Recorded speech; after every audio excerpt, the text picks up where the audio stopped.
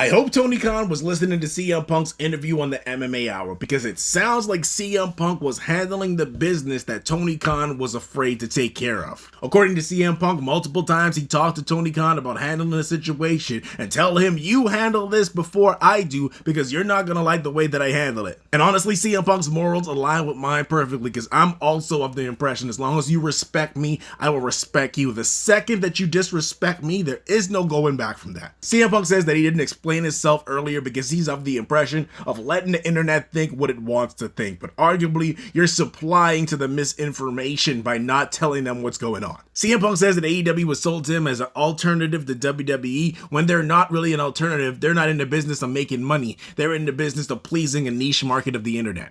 It's kind of true. I'm in that niche market, and I know AEW had some growing to do. You can't start a new wrestling company fresh with nobody that has experience and expect it to be the same as WWE. That's why they need people like Danielson, CM Punk, and other experienced veterans around to help improve the product from where it is. He mentioned his beef with Hangman. He said that his beef wasn't over what Hangman said. It was that they planned out certain things to say, and Hangman went completely off script. So now everything CM Punk already had planned to say was invalid, and he had to think of something off the fly, and he couldn't even hear him because the audience was making noise. This all comes back to the business of making money, because you could not like someone and make money with them.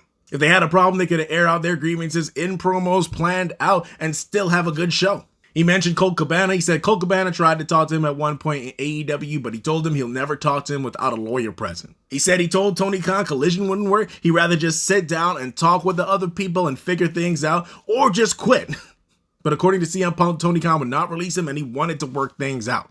Now, the situation with Jungle Boy Jack Perry. CM Punk says that Jack Perry was cussing out everybody else that told him he can't do this real glass spot because the car was a rental, and then the rental company will never rent to AEW again if he does this. So he says Jungle Boy wasn't combatant with him and straight up agreed. So when Jungle Boy does the spot and then CM Punk approaches him, Jungle Boy says, "You're gonna do something about it," and CM Punk said he put him in a chokehold, and Samoa Joe separated it.